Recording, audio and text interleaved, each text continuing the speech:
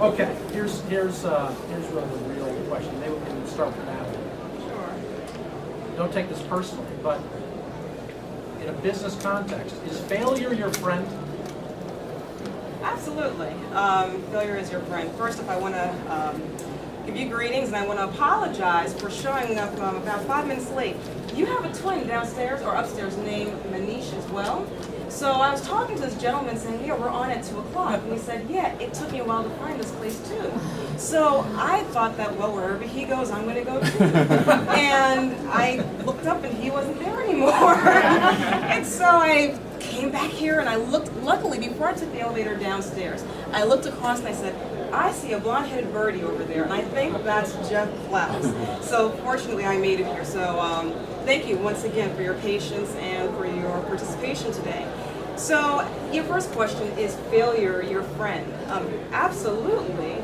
You know, getting flustered, looking around the place, looking for signs, taught me patience just in that few 5 moments of not being able to succeed the first time I was trying to find this room.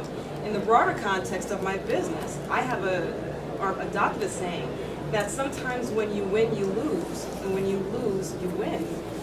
There have been great opportunities that have passed me by, opportunities that I didn't get, and in the long run, I actually look back and said, you know what, it's a good thing that I wound up not getting that opportunity. It's a good thing that I didn't wind up getting what I wanted at the time. Good example was a few years ago, I put on this healthcare conference, and even though the content was great, the participation, the audience level was far below what I thought it was going to be. I was looking for 200 people to attend this conference. It was hosted at the Yale Smilo Center, had all these great sponsors who are also sitting in the room right now, and I had 40 people who attended. And it was a huge blow. However, what I realized and what I learned from that opportunity was that, number one, the report that came out of that conference was used by the Connecticut Hospital Association and was well regarded. And I realized that my real interest in healthcare was not so much talking about the end result of disparities, but what leads to the disparities. So organizations like the Yale National Medical Association and other student groups have tapped into me because they like the idea that I talk about the road to healthcare. So once again, it was a very interesting way of finding out what I really wanted to do in the end. But that was all the result of a perceived failure. Don't really believe that there are failures, Jeff. Just opportunities to learn. Manish or David, do you agree with that? I think failure is a friend if you learn something from it. Otherwise, it's just failure. I think, and not only do you learn something from it, and if you remember the lesson that you learned and apply that in the future, only then is that failure worth it. Otherwise, why would I fail? It makes absolutely 0 sense. I think most people, and myself included perhaps, nobody likes to fail. I mean, that's just against the grain of the entrepreneurial spirit. You never started the business to fail. You would never have even started. That's just basically, I think it's easier said than done about really being critical and being honest with yourself, being true. And it's your mentality, it's the attitude. And not only do I not want to fail, but if I want to fail, I want to fail fast. That's what we are in the business of today, especially in the software world. Technology, we're moving really fast, and if you don't fail fast enough, you're not going to learn quick enough. So I can go on, but sort of if failures are small enough, you can survive. I can guarantee a failure-free future for all of you here. Everyone in the, did I get your attention? I can guarantee a failure-free future for all of you. Stop trying. Stop trying. Because failure is a barometer. It means you're getting up in the morning and you're trying to make something happen. If you want failure in your life, Stop trying to make something happen. It's that simple. You know, some stuff's going to work, some stuff isn't. Look, but as Manish was saying, don't just fail. Learn the lesson from it. If you know, it's said that, you know, if you don't learn from history, history repeats itself. You know, insanity is defined as doing the same thing over and over and expecting a different outcome. You know, learn something from what happened. But you can have a failure-free future. I don't think you can. We're in a hockey arena, and as people know, Wayne Gretzky's famous quote, right? You miss 100% of the shots you never take. You miss 100% of the shots you never take. Carol and then Campbell. You had a question? Oh, Lauren. Lauren, I'm sorry. Manish, have you had a failure in business and how did you overcome it? Well, I've had more Don't failures. say you haven't had any. I have more failures than successes. I mean, I don't even know where to start. You know, I mean, failures are it's a series of shots that you take, basically. You know, from whether reinventing the business model, for example, you try something and it doesn't work. I think what most of us are guilty of is not changing course. That's so counterintuitive. Everybody, entrepreneur, I want to provoke you. I want to challenge what you think, because many times being an entrepreneur, you think, I've charted a course and I'm going to just go right through it no matter what happens, storm, calm, I'm going to go through it. How stupid is that? If you have storm in the middle, unless you change your navigation, you're going to get caught right in the middle. You're going to get tossed around. You'll have no energy to get there. And I think it's counterintuitive, but people mistake that for persistence. People mistake that for patience. People mistake that for perseverance. Basically, it's the books that you read, right? They say, oh, you should just fight on, fight on. No, changing course is a smart thing to do. Manipulating, reinventing. As long as you know what the end outcome is, how you get there is part of the journey. And one should not think any less of themselves by changing that course. My goal as an entrepreneur is to create something that's world-class, leave a legacy. And I started out as a service company. We're now a 100% product company. We went through that transition. You know, did I do the wrong thing? Did I abandon that idea? No. The idea was to create something great and leave a legacy. So how we get there should change. I think that we also need to be very careful about what we call a failure, because a lot of times we confuse not getting what we want at a particular time with failure. We automatically assume that. I'm a true believer that there's no such word as no. Instead, it's not right now.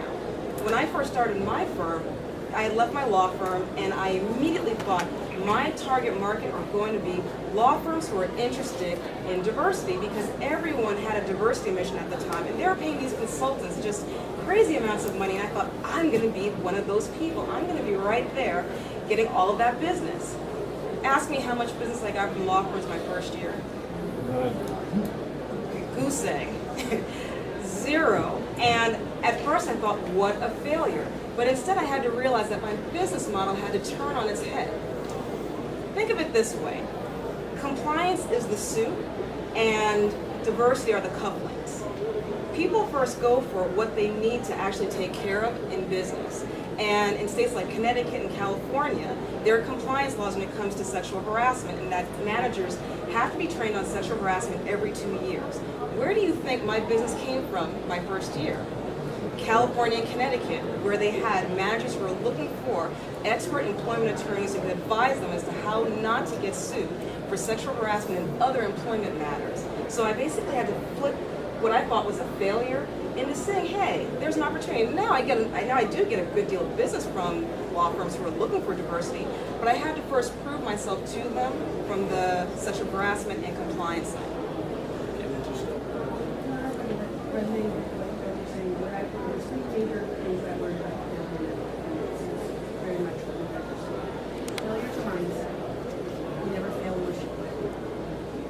If you're not a friend who really had a major failure, who really has a company that was started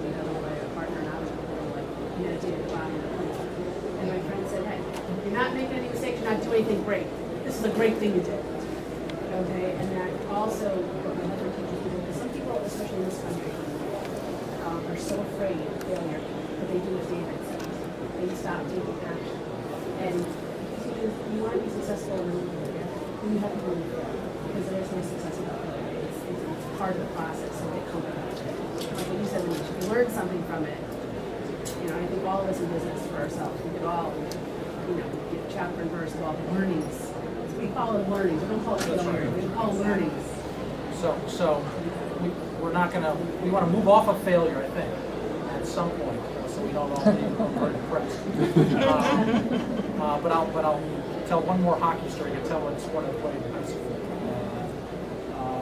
Our high school hockey coach would say, if you're not in the penalty box, a certain amount of time you're not playing hard enough. I think that's really sums up what we're all talking about. So, how do we get from failure to success? We overcome challenges. This panel is billed as the next step. So that assumes that we're not talking exclusively about startups, but we're talking about the next step, perhaps period of growth. What are some of the challenges that you think are characterized next step companies and differentiate those from startup companies? So all of you, one of the things you all share is that you all service and work with other companies, and that's a great vision, a good expanded vision. What characterizes next step challenges from startup challenges?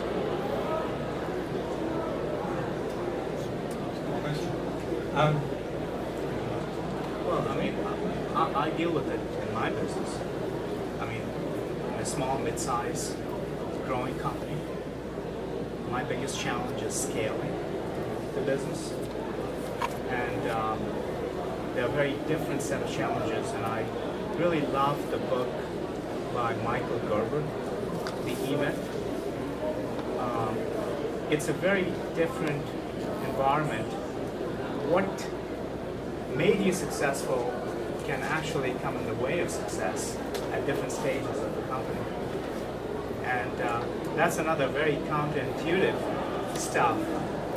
You know, think about it. What got you here will not get you there. And there's a book by that name. Many times people don't realize that they are successful not because of certain things they did or because of certain qualities, but in spite of. And when you're in that early stage, or whatever stage that might be, those in spite of things got overlooked somehow.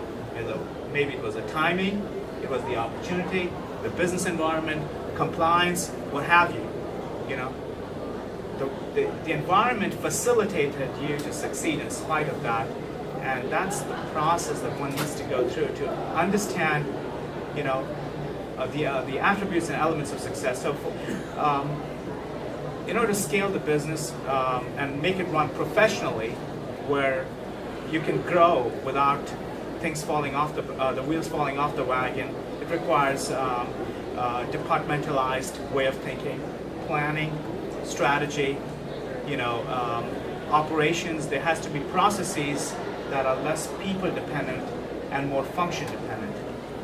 Right now, if you're 1 or 2 or even 5 or 10 people company, you know, everybody has to do everything, and you can go and talk to the guy and ask him to make those changes and make that happen. But as you grow, like Webster Bank, everything is function dependent. Things go from one to the other and eventually gets done. So I think understanding those, and even if you're wearing multiple hats, knowing which hat you're wearing. You know, if you say, for example, you're running the company, but a phone call comes in and you take that a telephone call, you know that you're performing a customer service function, that at some point you need to hand it over to somebody else. By clearly differentiating and delineating those roles and responsibilities and treating them that way. So as you grow, you bring in that guy, you know exactly what set of responsibility that person needs to undertake. So it's a little bit thinking beyond yourself and painting it. As even you could be 2%, 5%, 10% company, but think of it that you're running a Fortune 500. At least in your mind, that's how you frame it. I think part of the problem is figuring out what the next step really is. Is it this size of a step, or is it this size of a step? Because when you're a startup, it's almost like the outside conditions impose upon you certain things. If you're a startup and you need money, you're going to sit down and prepare a business plan that's got enough of a convincing selling proposition that somebody's going to write you a check so that you can further your development, expansion, distribution, whatever it may be that you see as the next step. As a startup, you've got certain things you're going to have to do simply in order to stay in business. Let's say you clear that hurdle, and now you are a business, and now you're selling stuff, and you've got a website, you may have an e-commerce site, and now the business is going, and you forget that you planned it that way.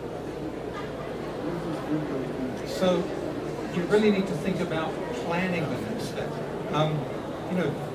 Startups make mistakes, but big companies, I don't know why I was reminded of this while Manish was talking, but a long time ago, General Motors decided they wanted to sell cars in Japan. And they did. Not very well, because they didn't put the steering wheel on the other side of the vehicle. Japanese drive on the left. Now I have a sort of heartfelt affection for people who drive on the left. And it just occurred to me that if GM saw the next step as, oh, we're going to sell cars in Japan, then what they missed out is the planning, the market, all the things that you do to get yourself going. They didn't do that. They said, oh, well, we're GM, we sell cars. So you've got to know what the next step is, and you've got to come back to the things that got you as a startup, the planning, the organizing. I know scalability is an issue from what Manish says, but you still have to know how to address them. You can't just, because you're a company, because you sell product, because you have revenue, because you do marketing, assume that the next step is a given.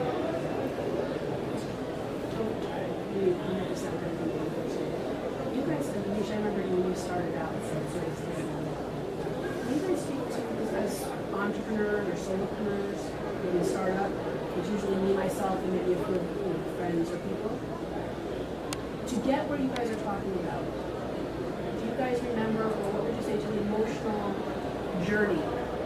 Either the willingness to let go and let people crack the eggs to get to the other side, and or once you get started up and you get clients and you're so busy, because like I know, even with ourselves, we don't have time to do what we did that got us successful, or they won't do it like I did.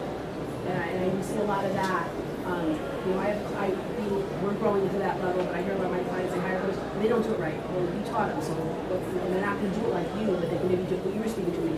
Sometimes you got to get out of the way, because the people that grow the business is not you, it's the people you develop. Can you speak to, if you can remember when you knew it, but it was like you weren't ready to do it, and how you made that transition and the patience, that to go what you did to make it.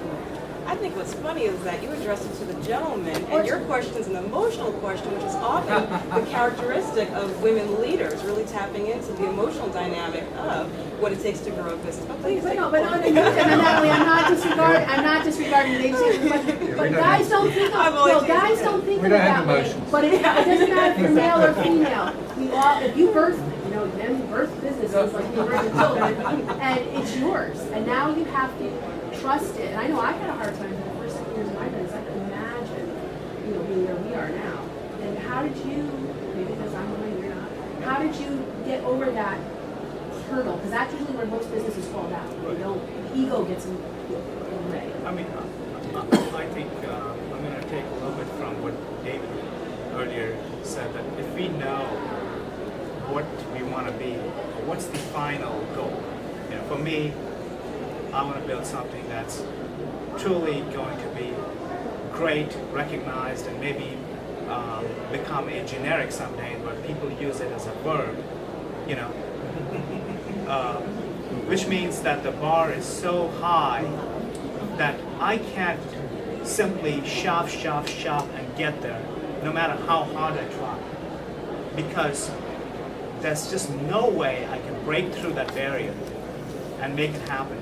So what I realized was, when we get customers and we get revenue and we think we're just gonna break through somehow and there will be a place on the other side, once we get that 3 more customers, we'll be in a better state and we'll come back and fix the issues that are going on. That's sort of entrepreneurial mindset, right? They always think, oh, only if I could get there, but then once you got there, there's some other challenge. I think sometimes the associating success strictly by revenue or customers, what that does is it actually takes you further away from the end goal and fixing the things that you need to fix first, because you have to think about scale right from day one. And scale could be from going from 1 to 5, could be from 1 to 500. And scale, please don't misunderstand scale that I have to build a Fortune 500 company all the time. It's just knowing what that final step looks like. In fact, I'd go one step further. You gotta always plan 2 steps further, because the next step is dependent on the step after that. So you have to kind of almost backtrack. So I think, many times I'd even say, try to contain or manage that growth instead of just trying to go after that customer. Maybe one less customer, but it's more managed. And you'll feel that now that person is fully capable, then now you can bring on 3 more without wheels falling off the wagon. I want to distill this part of it, like breaking the cardinal rule of moderation, which is way in and online. The second, finish with David. Is anyone here familiar with franchising or specifically Subway? You guys know that business model?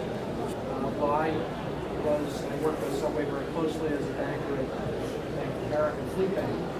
So I'm very familiar, and at the time, and probably still exists, it's about 30,000 stores in the world today. Probably more than that at this point. The average franchise owner owns 1.5 stores. The average franchise owner for Subway owns 1.5 stores. This is a small mom and pop business. There are clumps of owners that have dozens, but it is largely. So what we found when we were financing Subway stores is that the guy who could do 1 store, 2 stores, he and his wife had this business, meant the world to them, and they ran it like this. But of course, you want to do more, you're successful, you have ideas, you can dream, you ran your stores well, but the company's encouraging you to perhaps do more. Now you want to go from 1 or 2 to 3 or 4 or 5. After that, 6, 7, 8, and then onward. I will tell you that the company absolutely fears when the 1 or 2 store owner goes from 2 to 5, because they have not yet effectively dealt with the challenges that come from scaling. Now they are no longer able to clean all the floors, to be in front of the register, to see how every store is run every day. They now delegate to managers. It's the first time they've ever delegated. This is their baby. This is emotional. It's an emotional issue for them, but it's an operational issue primarily. And the rate of failure for Subway franchisees who go from 2 to 4 to 5 is far greater than the ones that go from 5 to 10 and beyond. And it's because they learned the lesson. They lived to tell about it, and now they know how to operationalize delegation. Yeah. Just a slightly different take on next step. Pop quiz. Hands up those of you who use Excel. Okay. What did you use before Excel? Lotus 1, 2, 3. Lotus 1, 2, 3. What did you use before Lotus 1, 2, 3? VisiCalc. VisiCalc. And before VisiCalc, my point is this. VisiCalc had a next step, but they didn't take it. And lo and behold, Lotus 1, 2, 3 came along, not only doing what VisiCalc did, but the 1, 2, 3, the spreadsheet, the graphics, and the simple database. They put three things together and really took a next step that VisiCalc, for whatever reason, business-wise or financially, did not take. Then Excel came along, which was kind of the next step for Lotus 1, 2, 3, but Lotus 1, 2, 3 kind of didn't take. So what I want you to think about, point about next step is, knowing what that next step is, and knowing that it maybe if you don't want to take that next step, someone else might take it for you. So let's pivot a little bit. Part of the next step, part of growing, is clearly a cohesive, coherent marketing strategy. We want to blend sort of contemporary issues in this discussion. Social or new media, how vital is it? And I hate to generalize because everyone's business is different, obviously, but how vital is it in getting the kind of sales growth that you all talking about? Social or new media? Well, I'm a service industry. I'm in the service industry, and I can't tell you how important Twitter is. In that I'm able to understand what my competition knows. I'm able to follow them and figure out where are they going. I'm able to follow them and see what are they reading, what are they writing. And I don't really look at my competition as a bad thing. I look at them as my collaborators. Because in my space, we can't really afford to chop each other off at the knees. Instead, we might collaborate on one project, there's something that we might compete for, and one of us might get it, and we're happy for the other. But really, with social media, it's this nice way of turning or pulling back the curtain on what others are doing. And I'm so not afraid of Twitter. Constant contact. Admittedly, before this session at about 1:45, I was downstairs in the constant contact area because I can attribute about 45% of my business to sending out e-newsletters. Why? We all have a database of a few thousand people, right? But how often do we write those people? How often do we call those people? How often do those people hear from us? If I'm out of sight, I'm out of mind. I don't make products. Well, I do actually make products. But once again, in order for me to sell a training video, people have to remember that Natalie Holder-Winfield was out there. And unless people hear from me or see me, and better yet, when people know that I'm still out there, I always get a call. Every e-newsletter results in at least one new client. Media. New media, what was new media 10 years ago is media today. So what's new media today is going to be media tomorrow. So it's just media. It's a new channel. I deal with, we live on the internet. Our customers they live and they are born on the internet. So I think it's one of those it's a shift, from going from television to being mass medium of communication to heavily fragmented one-on-one communication that was never possible before.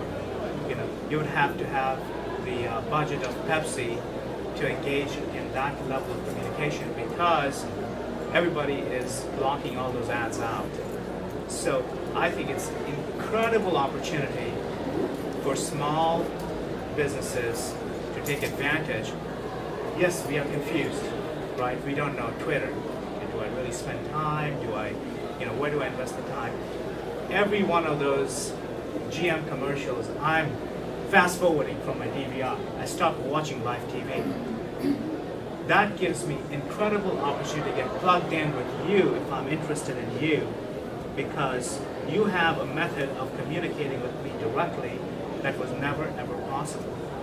So I think really investing the time to learn this new media and truly understanding what it can do is worthwhile.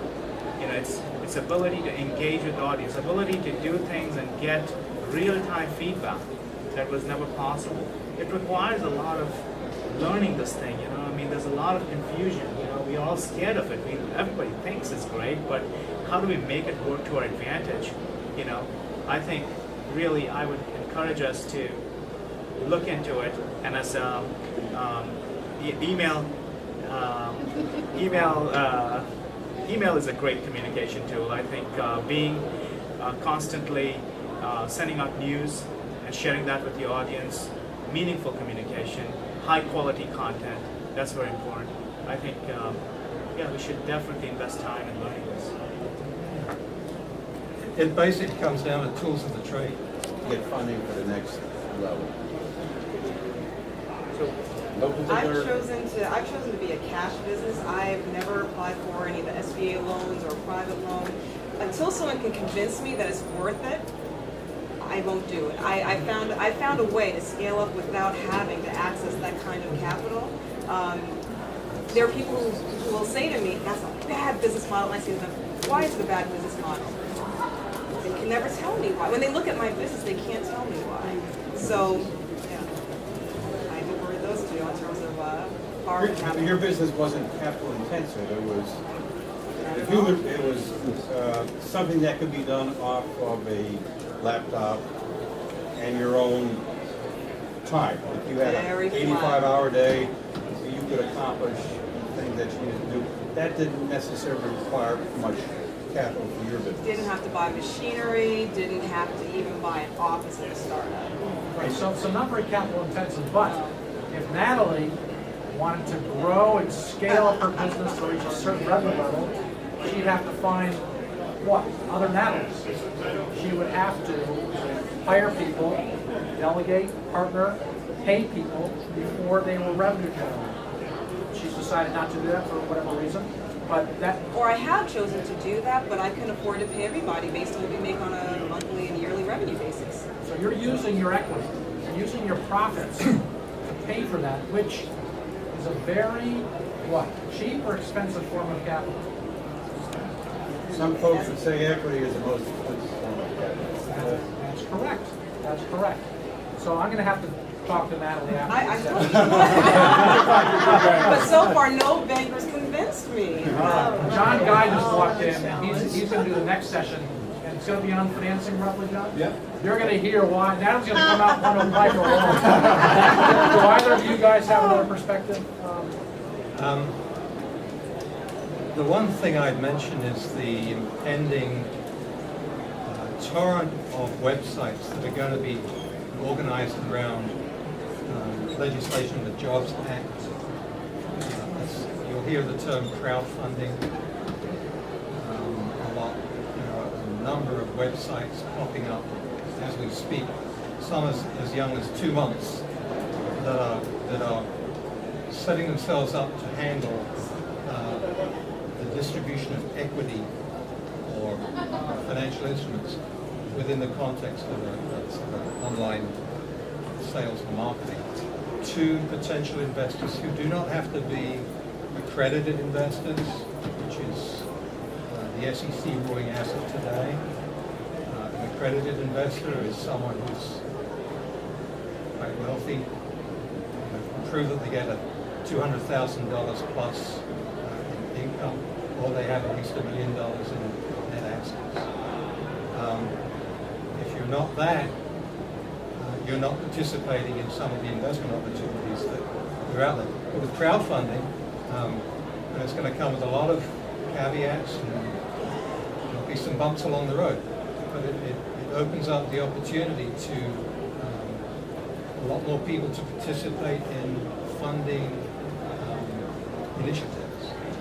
And a lot more companies can start to put material out to appeal to a different class of investor who may not have, $500,000 to plunk down on a wing and a prayer. But they may have 10 or 15,000.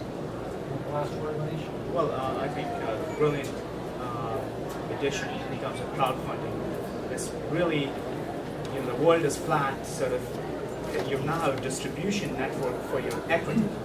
that was never previously, where you have to go to an angel network to raise capital. If you're doing something great, and now you have the ability to attract an investor in Bangladesh or within the U.S. I don't know what the rules and the laws of crowdfunding act. It makes financing available, equity financing at an unprecedented sort of scale. And I think the companies that have a great product and service that can prove themselves, next year I think we'll be hearing a ton about it. I think this is going to be the next big thing in terms of anybody who has a great business model to get out there and secure funding. You don't have to be a super savvy finance guy no longer to pitch to the VCs and angel networks. I think it just makes capital accessible to people who have great product and service. But again, you got to get better at marketing. Again, you'll be marketing to those folks. So I think it's some great stuff. Yeah. I'm dying to know how you funded. Oh, we are organically grown. We went through the tough challenges of growing the business organically. Fortunately, the caveat is when people want to give you money when you don't need it. When you need it, nobody wants to give you money. So fortunately, we're in a situation where we can pick and choose, but we've decided to grow the business organically. But that not to say that we're not open to ideas. We obviously work with banks, lines of credit, and so on. But we try to run the business somewhat conservatively, but still very aggressively. And we don't know what the future would be, but we're organic noise. Unless you produce something that's extraordinary, remarkable, that's the only time it's worth doing it. Because otherwise it's just gonna get lost. I get 1 billion emails a day. I delete almost 90% of them. I don't have the time. I'm seeking authorities that I respect, and you don't respect my time, I'm gonna block you. So trying to do a half-hearted attempt across Facebook, Twitter, whatever other channels that you might think of, LinkedIn, pick one that you think is most relevant, especially if you have less time, and give it the best you can, rather than diluting effort. It's not possible. It's just going to be wasted time, and you will stop using those channels because they don't produce results. So despite leaving topics on my old media brochure, topics like indirect marketing, or access to capital, or developing talent pipeline, I'm going to stay true to my word and pass it back to you all to ask questions, because we have we'll probably get a little bit more, Bill, just because we started maybe about 10 or 12 minutes. But this is such a big topic, and you may have specific questions about how you all can take the next step. So please. I actually have a question about you say you don't have time to build up, but because there's so much going on, whatever, you feel like you might be missing an opportunity to build doing it, to value somebody, to do it for you, and give that towards that, if you don't have the time to doubt. Absolutely. When I said you as your business, what I was professing was, if it's worth doing, it's worth doing well. Okay. That's the only time it's worth doing. Otherwise, because this is such a, everybody is being bombarded with all kinds of communication every day, they just block you, So, absolutely, you must hire somebody to have a dedicated effort and a commitment to whatever channel, depending on your audience, right? So I don't know, for me, LinkedIn is a great tool because, that's where all my competitors are. I'm trying to hire people, all the people that I want to hire, I believe they ought to have a great profile. I want to see how active they are. So for me, that's a great channel. I'm less concerned about Facebook personally. So I devote more of my time and energy in expanding and elaborating my LinkedIn profile and my channel. So I'm suggesting that not trying to treat everything the same way because everybody has limited time and limited resources, and being more aggressive with the channel that's likely to produce better results for you, and producing great, remarkable content and engaging. So do one thing, do it right. Let's use this as a lightning round, so maybe one responder to each question. Any other questions? Since there are no other, as you're thinking, I know you're thinking and marinating on what Manish just said, quick answer to your last question, short answer would be yes, hire someone who's an expert in marketing. For instance, I just met a woman downstairs who is doing the constant contact presentation, and she's a marketing expert, and where she would be able to actually take a look at your business and figure out what's the think of it like a wheel, a bicycle wheel, and the spokes. The spokes are the various media that you have out there today. Advertising does nothing for me. The moment I advertise, my business is dead because advertising doesn't resonate in my industry. Any compliance trainer who advertises is no good. All of our business is based on referral and, once again, people realizing that you're good. So that's an element that just never works. That's what a marketing executive would be, or a marketing expert would be able to tell you. What works in your industry and which parts of the social media gambit actually work well for you. And let's not forget about old media. Television still works pretty well. I can't think of any of you not being on television and not generating some sort of lead. Hey, I met a really good friend by being on WTNH one morning. You might remember that. Yeah. So I wouldn't want to say let's leave old media altogether, but let's also be courageous enough to adopt the new media in a smart way. And it's so worth the money to pay someone for an hour to just consult with you and say, here's what would work, here's what would work.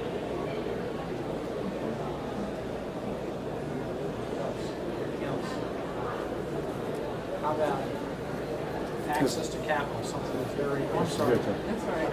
So previously, when we did not have the new form of media, which is social media or YouTube, whatever channels you have, companies had control. You couldn't forward commercials. You couldn't DVR your shows. Now it's the roles switched.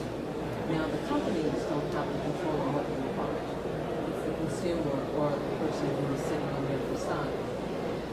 What do you need to do as a business to create a message where you engage that consumer so they actually take the time to stop and want to listen to your commercial or read your social media message or whatever that might be, versus just, I do it all the time. I've done a lot of research and I can look at a site and just say, okay, I'm done. I don't need to look at, or an article. What would you do differently to make me take the time to come to you versus just forward?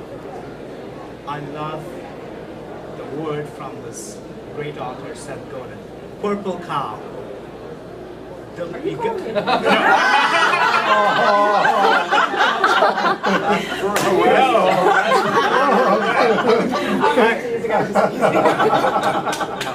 Be remarkable. That's what I meant. So basically, Seth Godin talks about, there's so many cows that are all white, black, and spotted, and so on.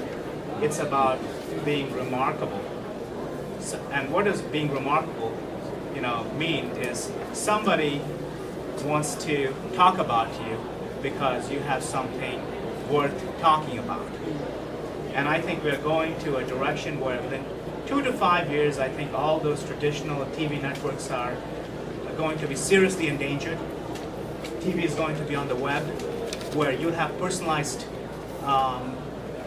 channel that you will be able to program and get exactly the kind of content that you want. You'll be able to skip these, and that's why all the commercials are moving as part of product placement within shows to engage. Like if you watch American Idol, you probably saw how those contestants are actually driving the Ford car and engaging. That's the way of them marketing and advertising to you. So I think being safe is the most riskiest thing today you can do. Being provocative. I like Jeff said that right in the beginning. He's gonna create something provocative, because being remarkable, being provocative is the only way to break through the barrier. So With do it. risk, with risk. Of course. Being too provocative, do it at your own peril. Right. Because reputation now is, it goes so fast, so quickly. You can ruin the reputation if you misstep for a long, long time in this new world. Absolutely. Being true, that's very important, because you'll get called out if you're faking it. There's no way of faking it on the internet. You can run, but you can't hide. And I think it circles back to what we were talking earlier about failure. You know, because to your point, Vinny, you can try a message, and if it doesn't work, you know, try a different message. Because you may not get it right the first time out the chute. And you know, you're only going to find that out by trying something. You know, like I said, if you don't want to fail, quit trying. But if you really want to engage your customers, if you really want to grow your market and your business, you're going to find out that, okay, this worked and this didn't work, so let's do more of this. And what I'm finding is we sell enterprise software, right? I mean, that's like the biggest gobbledygook, you know, every lingo, every jargon you can possibly. And people have started tuning you out. Just tell me in simple words what you do, you know.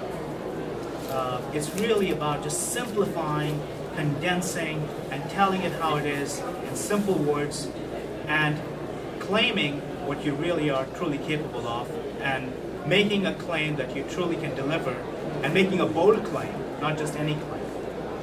How many of you have one of those supermarket rewards cards? All right. 5. Yeah. You got a few of those, right? Why did you sign up for it?